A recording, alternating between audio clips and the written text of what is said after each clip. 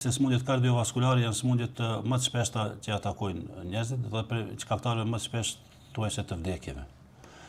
Ne si kirurg vaskular mirëmi me patologjitë e sëmundjeve vaskulare në përgjithësi të ekstremiteteve të sipërme, të qafës, të barkut, abdomenit, të ekstremiteteve të poshtme.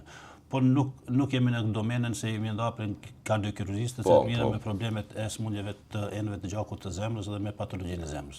Do të përveç zemrës, të gjitha enët e gjakut në organizëm i trajtojmë apo i shërojmë në mënyra ndryshme këtu në qendra klinike universitare dhe në institucionet private. Me sëmundjet kardiovaskulare zakonisht atakojnë moshat më së të mesme, po moshat e shtyme të popullatës, dhe me ndrimin e kushteve të jetës, me ndryshimin e ushqyeshmërisë, standardit jetësor, edhe sëmundjet kardiovaskulare janë ato të cilët rritet numri tyre.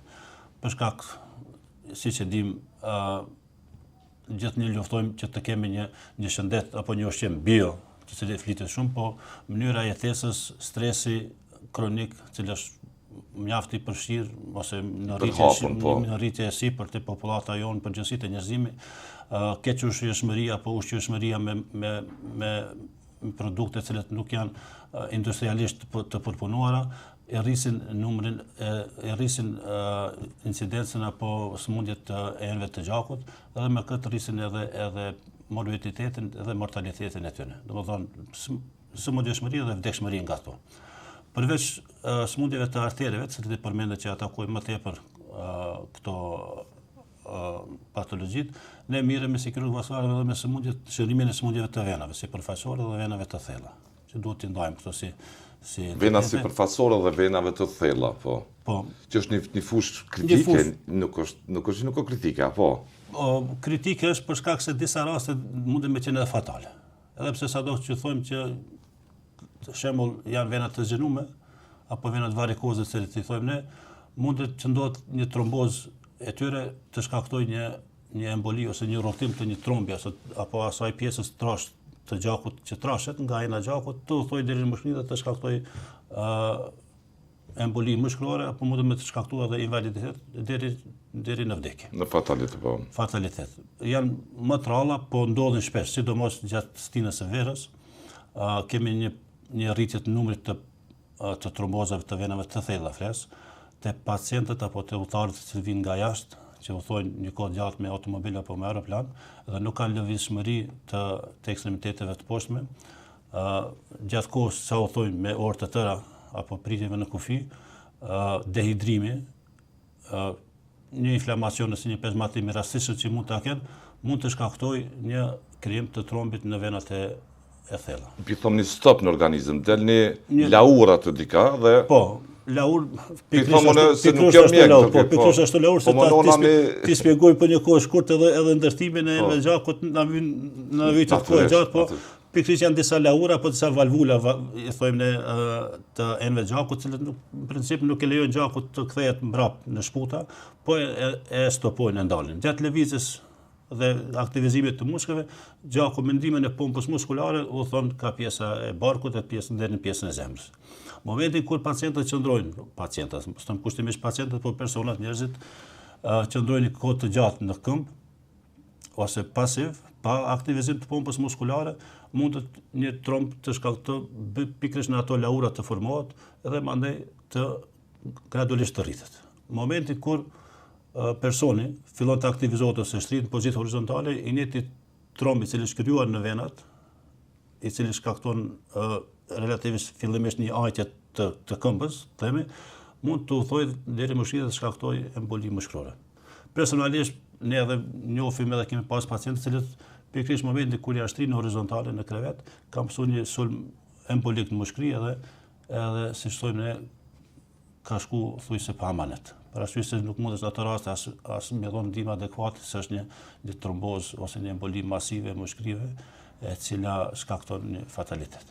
Për këtë arsye duhet të them që personat ose bashkëdhetarët që udhtojnë nga jashtë, që vinë këto kohë të nxehta të verës këtu, spaku pauzat 2 orë që në kur ndalen për të pushum, le të lëvizin rreth makinës që të aktivizojnë qatë pompë muskulare dhe të mos të lejon që të krijon ato trombet në venat e thella apo në venat sipërfaqësore tek ata të cilët kanë venat zinume tashmë. Se venat e zinume për ata persona që kanë venat zinume, po duhet lëvizin në pauzat më të shpeshta, por edhe të bëjë një prevenim ose një prevencë paraprake para se të nisën ose gjatë rrugtimit.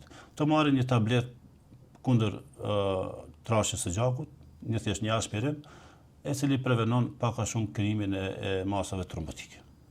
Kjo do të thotë ishte kjo më aktuale që kemi tash muajt e verës të pacientët po them kushtimisht pacientët, personat për të cilët bën pacient në momentin potencialisht mund të bëhen pacient edhe këto janë ato simptomat të cilët me këto raste përballeni shpesh vinë ose vinë pacientat, personat që kanë qenë në pushime në deti, kanë dehidrimi, staza, që e mungesa e lëvizshmërisë, shkakton trombozë, e cila me pasoj ka tajt, ka mos skuqe, dhimbje, edhe këto elemente tjera. Tek personat që kanë diabet, tek cilët personat që kanë histori smundjesh vinë më shumë të ju? Nëse mund ta them në Kosovë, këtu ku përballesh do ke. Po, përballemi ne këtu, do thotë përballemi. Kush janë kategoritë e smundjeve që zbarkojnë më shumë ata lloj pacientësh të ju?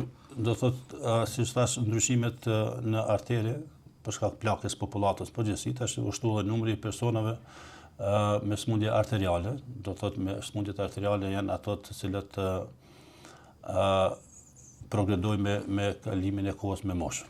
Përveç moshës janë ndryshimet e rregullimit metabolizmit të yndyrnave, të diabetit ose sheqerit, hipertensioni, tymosja e duanit, tymosja mendoj përdorimi i alkoolit, ndikojnë në plakjen apo dëmtimin e artereve.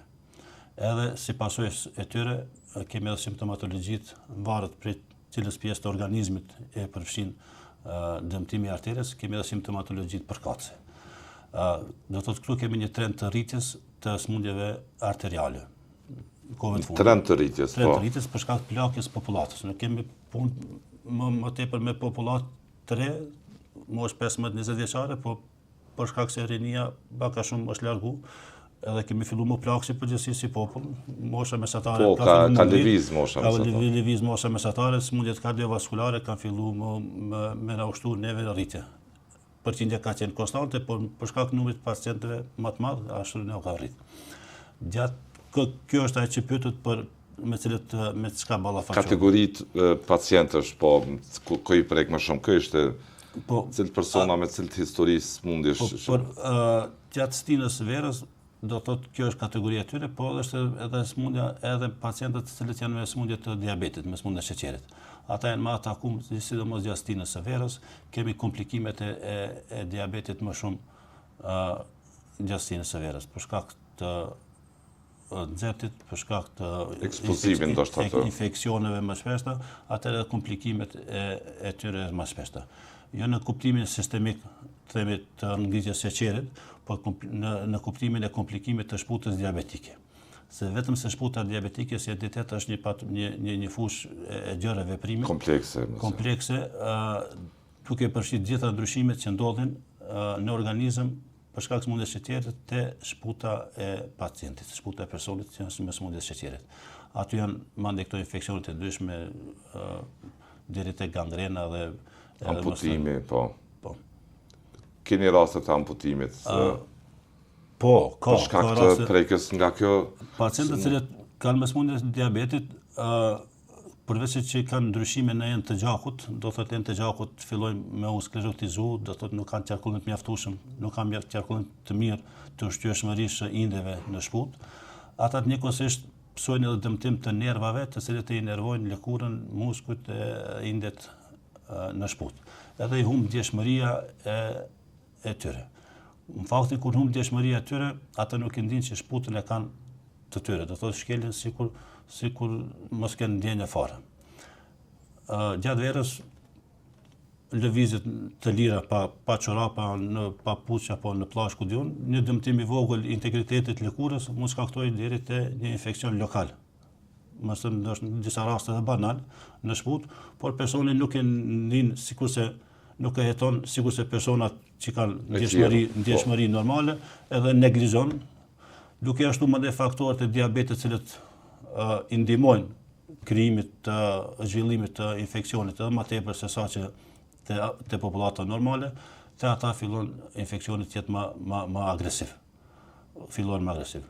Neglizhenca e këtyre simptomave fillestare vjen deri te komplikimet e mëdha të mëvonshme. Nëse nuk trajtohet në mënyrë adekuate fillimisht, ndoshta me antibiotik ose me ndiprim e evakuim qelbit ose atë mund të shkaktojë një progredim, një acarim të situatës lokale së me infekcion ose me qelbizim deri në gangren të gishtave themi apo të shputës, edhe me gjendje të përgjithshme të atakume në disa raste. Shpesh vjen te në populatë të cilët janë mjaft të atakuar për shkak se i neglizhojnë. Ndoshta po bëjnë nesër mirë, ndoshta po bëjnë mbas nesër mirë, edhe vjen deri në fazën kur duhet të aplikojmë, të bëjmë amputim ndoshta të gishtave apo të shputës apo edhe të këmbës për me mund me shpëtu jetën e pacientit.